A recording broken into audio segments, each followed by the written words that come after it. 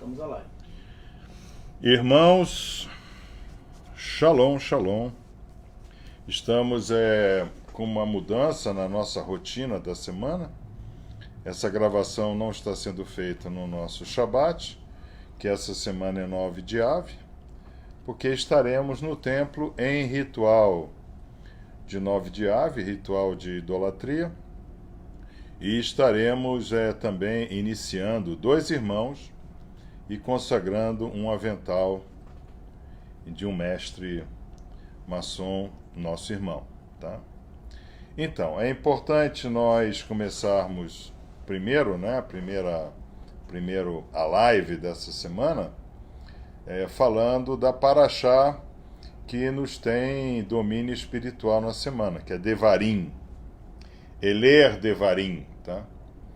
Quinto livro da Torá, conhecido aí nas nossas Bíblias, King James da vida, como Deuteronômio, ou seja, Deuteros Anômio, segundo a lei, tá?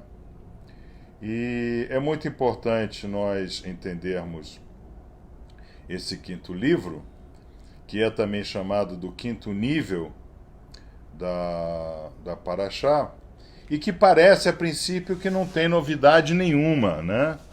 E por que parece a princípio que não tem novidade nenhuma? Porque Moshe Rabbeinu, ele vem e começa a explicar o que ocorreu desde Shemot, desde Êxodos, né? Do livro de Shemot, segundo livro, Levítico, Vaikra, e depois o livro que nós acabamos de terminar, Números, Bamidbar, né? Então, sempre lembrando que o primeiro livro da Torá, Bereshit, no princípio, ele não faz parte da Parashá dada por Moshe ali ao povo, o famoso Vayomer Elohim, né? Então, assim fala o Senhor. O livro de Bereshit é mais à frente, né? 1000 anos depois, construído em cima da Morachá, da tradição oral, já no período de Esdras, Esrat, o ajudador, né? O grande Esrat, tá? Mas fica então essa pergunta, né, para nós abrirmos a Parashá da semana: qual é a novidade, tá? A novidade é que agora não é mais Hashem, né, não é mais a governança que fala para Moshe. Vaomer Elohim, Moshe Amá. Não é mais o Eterno, né, que fala para Moshe e diz, vai lá e fala ao povo. É o próprio Moshe quem fala. Tá? É o próprio Moshe que manda juntar o povo, né, e fala sobre esses 38 anos de peregrinação, né, pelo deserto, 42 paradas. 42 paradas por quê? Porque 42 é 6 vezes 7. 6 é o nome do homem, é o número do homem, que o homem foi feito no 6º dia, e 7 é o número da plenitude, né? Então 42 paradas para ver se aquela população havia alcançado um nível de elevação espiritual. Tá? Então, que princípio é esse que está por detrás desse 42 aí? O objetivo da criação, irmão, não é manter o homem em um plano espiritual elevadíssimo. O objetivo da criação é trazer o homem para os valores espirituais do nosso reino denso. Tá? Então, essas 42 paradas não tiveram como objetivo fazer com que o homem vivesse no on, né? Não. É exatamente fazer com que o plano espiritual viesse vivenciar de forma especial o mundo denso, tá? Eu acho que essas 42 palavras, elas deixam muito claro, né, essa aposição que existe, né, entre o plano espiritual e o plano animal. Então, neste momento, após 42 paradas, né, no deserto, algumas paradas demorou mais de ano, outras paradas demorou menos de um dia, em algumas paradas sequer deu para se levantar o Michigan, em outras o Michigan foi estabelecido, bem como todas as tribos ou representações das nações em volta, né?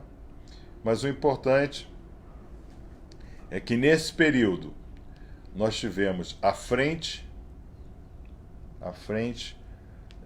dessa história, né, ali colocada para a gente, um líder. Esse líder se chamava Moshe Rabbeinu, né, Moisés, nosso mestre, tá? E que a princípio é comparado ao Mashiach daquele momento, né, quer dizer, ao Messias daquele momento.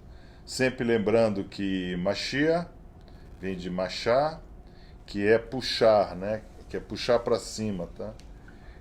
Então, para você subir uma montanha, você precisa de ser puxado, né? Então, o Messias é aquele, o Mashiach, né? Ou o Messias é aquele que nos puxa a montanha acima, né? Okay?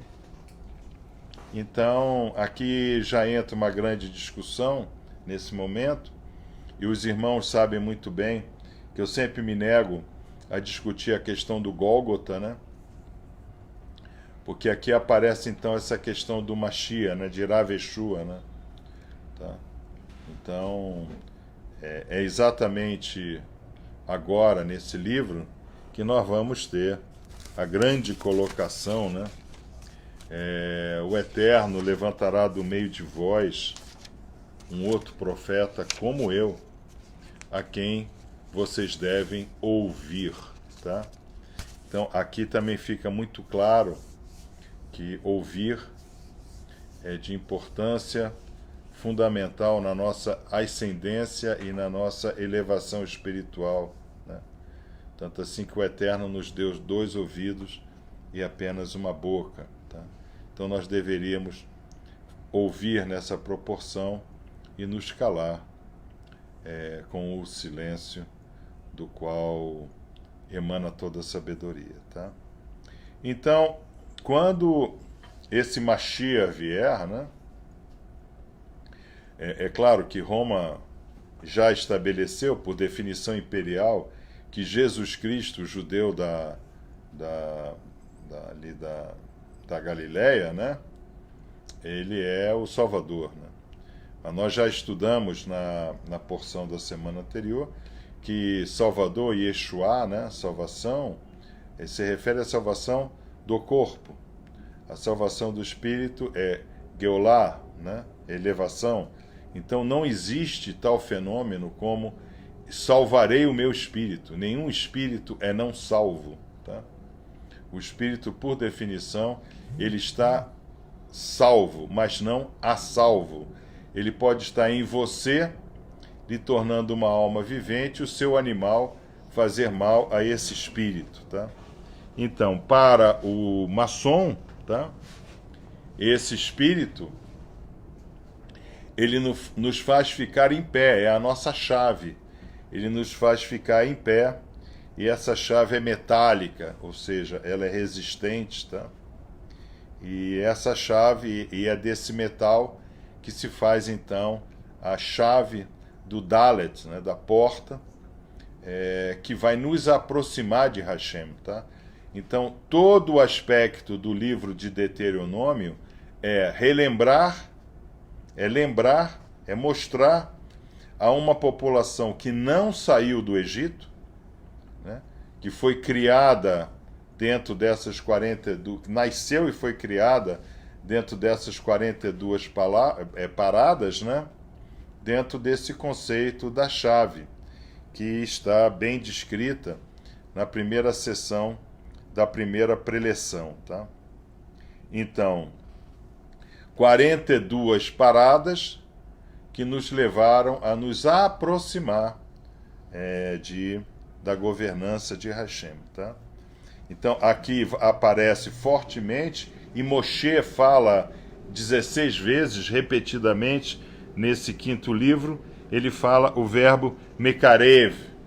Mekarev, então, vai gerar o verbo korban, kerev, korban, e nós vamos tirar, então, o grande conceito, né? Que a Torá não é para ser crida, é para ser fazida, tá? Então, o maçom cabalista, ele não está preocupado em crer, ele está preocupado em fazer boas obras, tá? E a grande diferença que existe entre o judaísmo e a maçonaria cabalista é que o judaísmo se preocupa com as mitzvot, fazer e não fazer. Lot aset e aser e lot aser, fazer e não fazer. O maçom cabalista não, ele se preocupa somente com aser, em fazer, porque ele sabe que enquanto ele está cumprindo boas obras, boas ações, passos esquadrados, shalar ekev, né? Calcanhares eretos, né? Enquanto nós estamos eretos em passos esquadrados, né? Nós não devemos nos preocupar com o que é para não fazer, porque nós já estamos fazendo coisas boas, então não nos falta tempo para fazer coisas erradas. A princípio, esse deveria ser o conceito da maçonaria cabalista, tá? Então, daqui nós tiramos do quinto livro esse conceito que Mashiach é o maior de todos os cabalistas, tá? Então, o dia que Mashiach chegar, Mashiach ele será identificado de 3 formas, né? Ele lutará a guerra de Israel, ele levantará o terceiro templo e ele estabelecerá a Torá como lei para as nações. Nós já fazemos isso, tá? Então, o maçom cabalista ele já traz em si a essência do Mashiach, porque nós já lutamos a guerra de não querer ser como profano, mundo profano. Nós já erguemos o nosso templo, as virtudes, ou procuramos pelo menos, né? E nós já temos para nós que as mitzvot positivas, 77 mitzvot positivas que o maçom deve fazer e que está alegoricamente e simbolicamente distribuída entre as 15 sessões das 3 preleções: aprendiz, companheiro e mestre, tá? Okay? Então, o que nós podemos garantir é que nós, em loja, devemos tentar atingir o estado de Mashiach, tá? Então, Mashiach, antes de se revelar, Mashiach é um estado de revelação. Mashiach é um estado maçônico cabalista, tá? Então, nós podemos tirar a primeira grande lição, né, desse livro, que nós, maçons cabalistas, somos a ligação entre Keter, a coroa, Eu estou assim sentado ainda que hoje eu tive aí um tipo recaída. O Roche teve que me dar um auxílio aí, fisicoterápico, né? Então, nós somos a ligação entre Keter e Mahut, tá vendo? Tá dando para ler? Tá, né? Keter. Sim, eles têm no book também. E Mahut. E vocês têm no book também, né? Vocês têm aqui no bookzinho, né? Vocês têm, tá? Então, o maçom cabalista é a ligação entre Keter e Mahut, tá? Por quê? Porque em loja nós invocamos Keter, nós invocamos o grande arquiteto do universo e nós recebemos ordem e harmonia em nossos trabalhos, tá? Então nós reconstruímos no Hanut Avodah, no trabalho de loja, nós construímos o terceiro templo simbólico. E quem é o terceiro templo simbólico? Somos nós, tá? É muito importante, né? Porque do que vai adiantar, por exemplo, Mashiach, o Mashiach dos judeus, reerguer o terceiro o terceiro templo físico e não ter gente para colocar dentro do templo, tá? Então nós já somos a população que habitará esse terceiro templo, tá? E como é que nós fazemos isso? Nós fazemos isso em uma busca sistemática pelo vitriol. Então nós nos buscamos internamente, buscamos essa occultem lapidem, OL aqui, occultem lapidem, que está dentro de nós. Essa occultem lapidem é, na realidade, a pedra desse terceiro templo, a pedra fundamental, a pedra angular desse terceiro templo. E nós, então, somos capazes de, estando em estado de Mashiach, dizer que venha Mashiach e que não demore Mashiach, tá?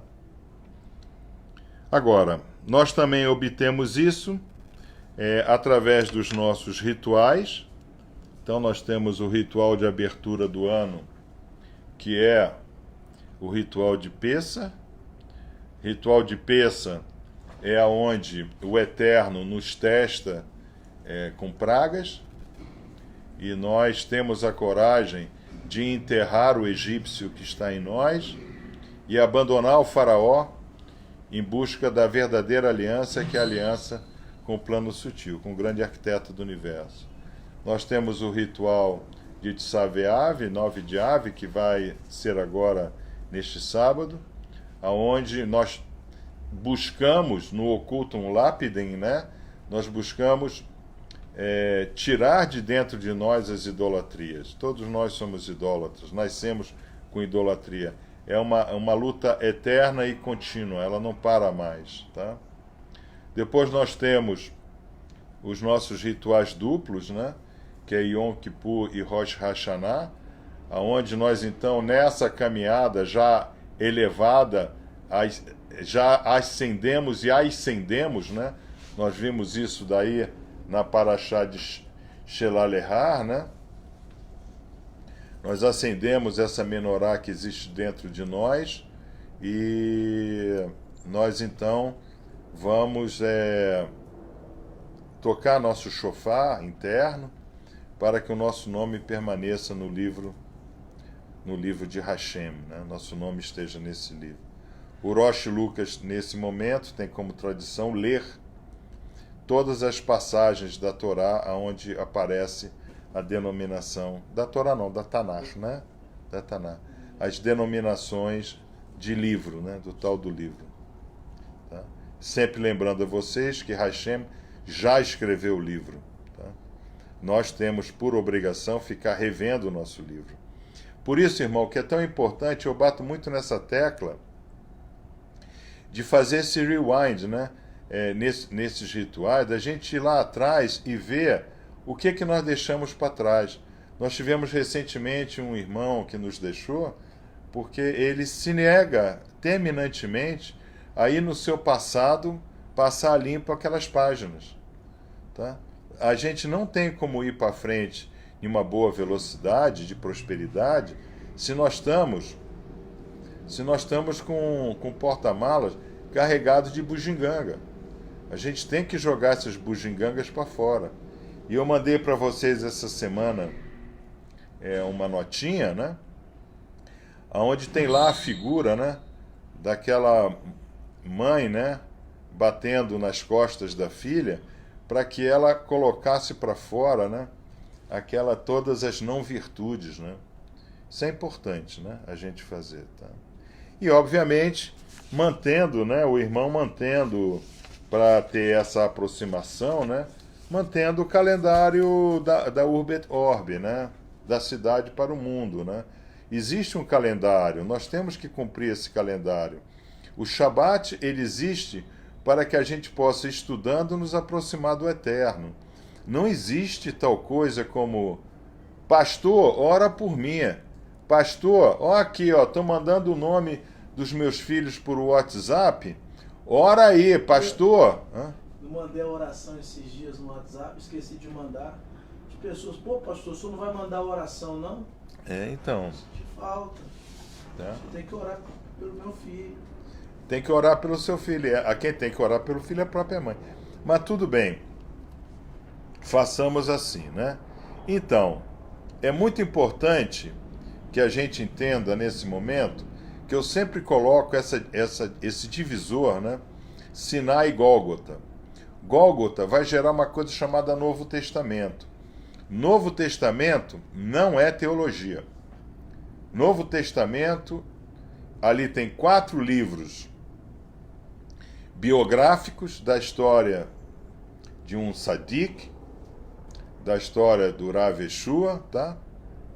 Que é merecedor de todos os méritos, tá? Mas não é teologia, tá?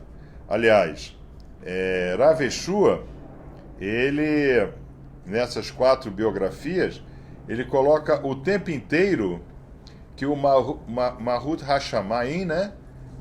Mahut Hashamayim é como isso, é como aquilo outro, né? Então, ele vem trazer um aspecto de como é esse mundo sutil. Então, essas 4 biografias nos mostra para o maçom cabalista que existe um plano sutil, que existe uma governança e que nós temos por obrigação agir e reagir para nos aproximar dela, tá? Ok?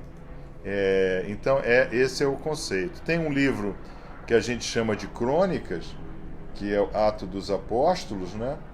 Onde aquilo ali coloca claramente, né, que todo passo esquadrado em Mahut, ele tem que estar ligado ao plano espiritual. Tanto assim que, ao longo de Ato dos Apóstolos, é repetido várias vezes: o Espírito separou fulano, o Espírito guiou fulano, o Espírito dirigiu fulano, tá?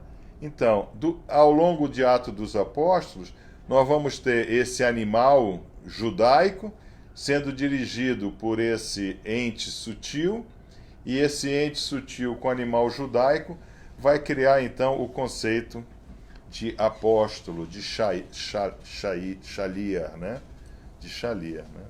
E nós temos as várias cartas e instruções, que na realidade são cartas e instruções de aspectos maçônicos cabalistas, tá? Então, quem consegue, ao longo desse período, né, aqui conosco, adentrar ao nível místico da Torá, ao Zohar, né, e depois estuda a Brit Hadashah, o Novo Testamento, vai entender totalmente diferente do que você aprende indo à igreja, tá? Então, o Rosh Lucas, por exemplo, ele já tem um entendimento do Novo Testamento superior a qualquer pastor de sua igreja. Por quê? Porque ele já consegue olhar para um texto do Brit Hadashah e olhar o aspecto místico, zoharista, que lá está contido, e ver que palavra ele deve dar para aquele povo que está à sua frente. Essa é a verdadeira pregação de um pastor, tá? Pastor não é para ler o que está escrito. Pastor é para trazer o conhecimento daquilo que está escondido em cada texto, tá? Bom, então, cabe ao maçom cabalista o estudo de quem é Mashiach ao longo do livro, do 5º livro da Torá, de Devarim, tá? Então nós começamos a trazer em discussão em loja esse conceito de Mashiach, tá? Então, a primeira coisa, a primeira regra do maçom cabalista é que nós não tratamos do assunto do Novo Testamento. Nós simplesmente não falamos dele, tá? Então vocês vão ver as 15 instruções que vai de aprendiz até mestre, e depois todas as instruções em graus filosóficos no rito escocês antigo e aceito, as 7 instruções do maçom cabalista, em nenhuma nós tratamos do assunto Novo Testamento. Nós sempre ficamos dentro do que é chamado Tanar, Torá, Neviim e Tekuvim. O Pentateuco, o Rumash, o livro dos profetas e os livros de sabedoria. Tá? Muito bem.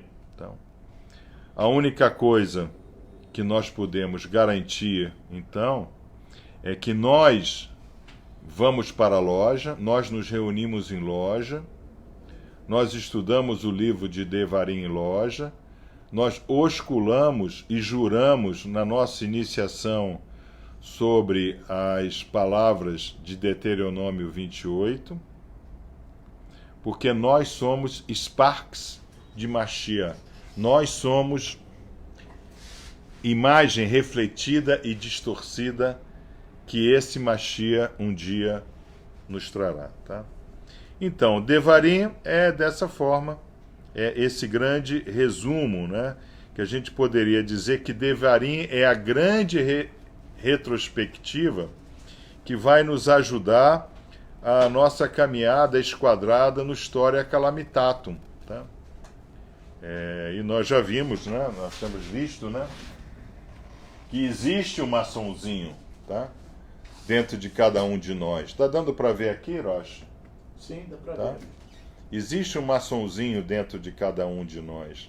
E esse maçonzinho, ele tem uma história calamitatum, ele tem as suas 42 caminhadas. Derachut. Derech é caminho, né? Ele tem essas 42 paradas e idas. Tanto assim que no telhamento, né? No Tyler, né?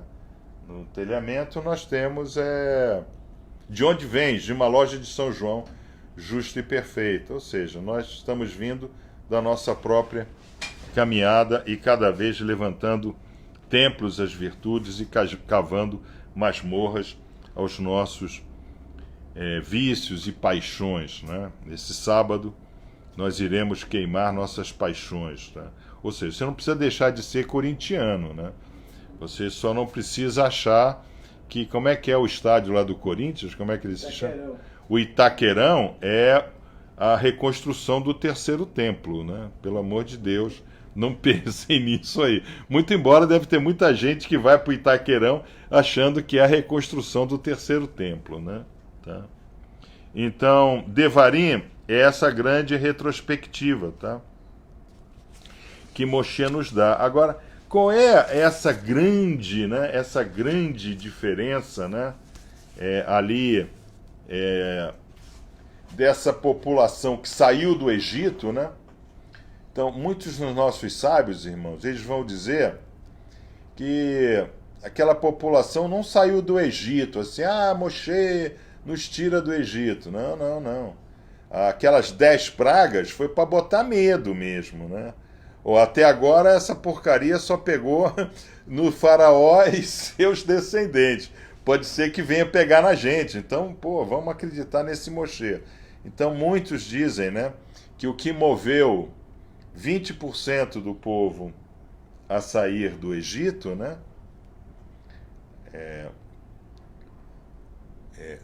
Rumeshim, né? Nós já estudamos esse conceito do Rumeshim, né? Do 1/5, né? Não já? Nós já estudamos. Esse povo não saiu por Ahavat Hashem, por amor ao Eterno. Ele saiu por temor ao Eterno, tá? Então, aí nós vamos ter essa noção de que a gente aprende a amar através do temor, tá? Ou seja, a gente acaba ficando com receio de não podermos nos aproximar. Mas, Roche, qual é a grande diferença dessa população que sai do Egito e essa população que agora está ouvindo o Moshe? Qual a grande diferença? A grande diferença? Qual é a grande diferença? Tem uma diferença aí que está patente, né? Tem uma população... Agora eles estão ouvindo. Hã? Agora eles passaram a ouvir a Moshe. Não. A primeira população também ouvia. Tanto ouvia que eles disseram: faremos tudo que Hashem nos ordenar no pé do Sinai, né? A grande diferença é que aquela população que saiu do Egito ouvia porque havia visto. Eles viram a teofania, eles viram o maná cair do céu, eles viram a água sair da pedra, eles viram Hashem intervir e colocar seus inimigos no fio de suas espadas. Essa população que agora ouve Moshe, ela não viu nada. É uma população que crê sem ver. E onde é que a gente encontra isso? Onde é que a gente encontra isso na Brit Hadashah, no Novo Testamento? Aonde? Essa é a passagem mais importante do pós-crucis, né? Do pós-crucis, né? E que ninguém menciona. Da passagem, eu sei agora não me lembro. Então, isso é a coisa mais importante que existe, tá? Ao longo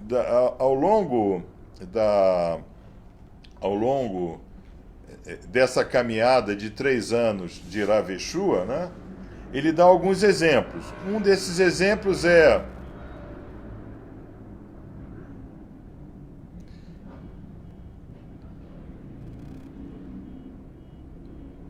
deixe que os mortos enterrem seus mortos. Tá? Então, isso se refere àquela população que saiu do Egito, que, muito embora tendo visto todas as maravilhas, tá, foram desobedientes. Então, Hashem deixa que os mortos enterrem seus mortos. Mas essa população que agora vai entrar na terra, que Moshe está falando, ela crê no que Moshe está falando sem ter visto. Aonde isso está refletido na Brit Hadashah? Aqueles cristãos que também acreditavam? Não. Quando Rav Yeshua chega nos apóstolos e ele fala, Lucas 9, 57 a 62, aonde vai dizer, Tomé, põe a mão aqui no meu peito, põe a mão nos cravos de minhas mãos, felizes daqueles que creram sem ver, tá? Então essa é a questão central do livro de Devarim, essa é a questão central da maçonaria cabalista, essa é a questão central de uma loja maçônica. Nós cremos sem ver. Nós acreditamos que existe um só Deus, En Od Mildavô, não existe nada além dele, e tudo que nós fazemos é para Kodesh La Adonai, como está no símbolo, né? No símbolo maior da maçonaria anglo-saxônica, né? Onde ao centro nós temos a Arca da Aliança, os querub, né? Então, querubim, querub, está em Corban, se aproximar, né? Então nós temos os aproximadores. Os aproximadores aí representam o compasso e o esquadro. Nós temos aqui em cima, no centro, Kodesh La Adonai escrito, e embaixo, transliterado Kodesh La Adonai. Ou seja, tudo que nós fazemos em loja, nós fazemos para a glória do grande arquiteto do universo, tá? Então, assim é o maçom cabalista, né? Nós procuramos ir em loja para despertar cada vez mais a vida que existe na palavra e a vida que deve haver dentro de cada um de nós, tá? Então essa é a instrução da Parashá da semana para os nossos irmãos. Eu sei que tem irmãos que não são maçons, né? Okay? A maioria é maçom, né? Não. Tem irmãos que não são maçons, mas é bom você, irmão, que não é maçom, entender a importância de fazer parte de um oriente maçônico como o nosso, tá? Não de um oriente maçônico soberbo, que vai incentivar você ter um carro bom, estacionar na frente do templo, para todo mundo ver seu carro, ternos caros, aventais, paramentos, né? Reuniões em restaurantes e bares caros, não. Vale a pena você pertencer a um Oriente que tenha por objetivo o combate sem cessar, continuado, da ignorância. Porque, como diz o profeta Oshea, né? O que nos afasta do Senhor, né? O que nos afasta de Hashem, o que nos afasta da governança é a nossa própria ignorância, e a nossa ignorância é o Hassatan que habita em cada um de nós. Tá? Então, Rosh Lucas, fico por aqui. Essa é a instrução que estará então disponível a todos os irmãos no nosso grupo GEA Maçons Cabalistas.